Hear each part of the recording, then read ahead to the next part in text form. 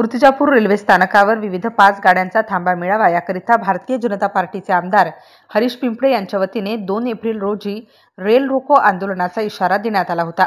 मात्र रेल्वे प्रशासनाच्या वतीने 5 पैकी 3 गाड्या ह्या मध्य रेल्वेच्या विभागातून निघणाऱ्या असल्याने येणाऱ्या काळात या गाड्यांना मूर्तिजापूर रेल्वे स्थानकावर थांबा मिळणार असल्याचे एका पत्राद्वारे आमदार हरीश पिंपळे यांना रेल्वे विभागाकडून कळवण्यात आल्याने अखेर रेल रोको आंदोलनास तुर्तास स्थगिती देण्यात आली असल्याची माहिती आमदार हरीश पिंपळे यांनी प्रसारमाध्यमांच्या समोर बोलताना दिली।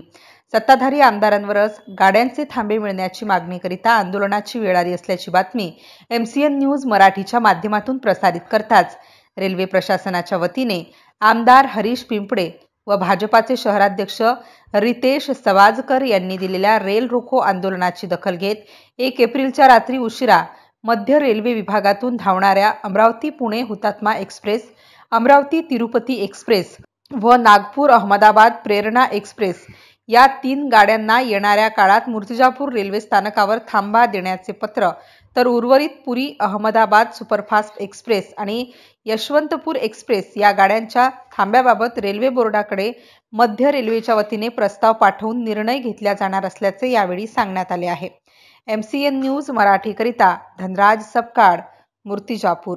रेल्वे जंक्शन होतं आणि इंग्रजाच्या काळापासून रेल्वेचं महत्व होतं। इथं शकुंतला रेल्वे होती जिथे 100 वर्ष इथं शताब्दी पूर्ण करून आज ती इंग्रजाच्या काळात गेलेली आहे। मँचेस्टरला इथून कापूस जात होता त्यावेळेस, आणि आता तर देशाचे पंतप्रधान नरेंद्र मोदी यांनी आधुनिक रेल्वे स्टेशन आम्हाला दिलेलं आहे। देशाचा झेंडा तिथं रुबाबदार लागलेला आहे।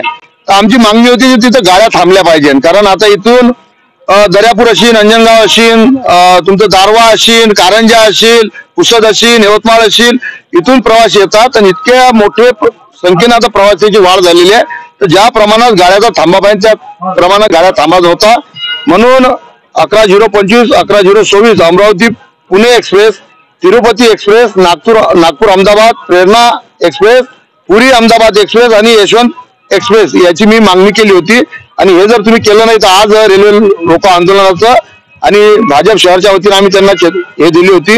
याची दखल घेत भुसावळचे DRM यांनी मुंबईच्या डीमला पत्र दिलं आहे ते किंवा याची मागणी होती असं त्यांनी मुंबईवाल्यांनी आता दिल्ली बोर्डाला फॉरवर्ड केला आहे।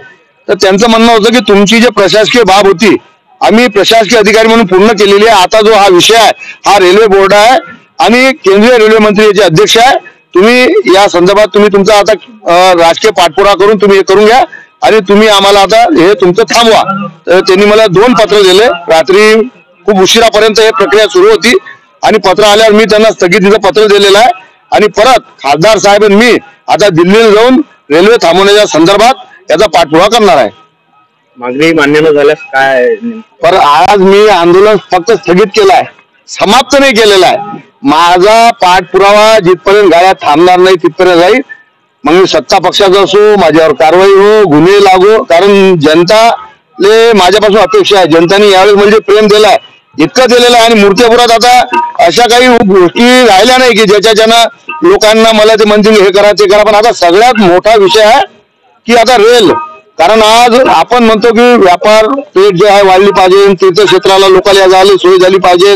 आता अमरावती सारखी तुम्ही विमानतळ चालू केलं, अकोल्याच्या विमानतळासाठी तुम्ही आता निधी देऊन राहिले, सरकार देऊन राहिलं, आम्ही पाठपुरावा करून राहिलो, केंद्रही आम्हाला मदत करून राहिलं। आता इतकं सुंदर रेल्वे स्टेशन केलं, कोट्यावधी रुपये मोदीजींनी त्याला दिलं। अरे हे सुंदर रेल्वे स्टेशन फक्त दाखवासाठी नाही आहे तर लोकांच्या सोयीसुविधेसाठी आहे, म्हणून आपण गाड्याचा थांबा द्यावा ही आमची विनंती आहे शासनाले, प्रशासनाले। शेवटी जनता जनार्दनाच्या अपेक्षा पूर्ण करण्यासाठी केसही लागली चालून जाईल।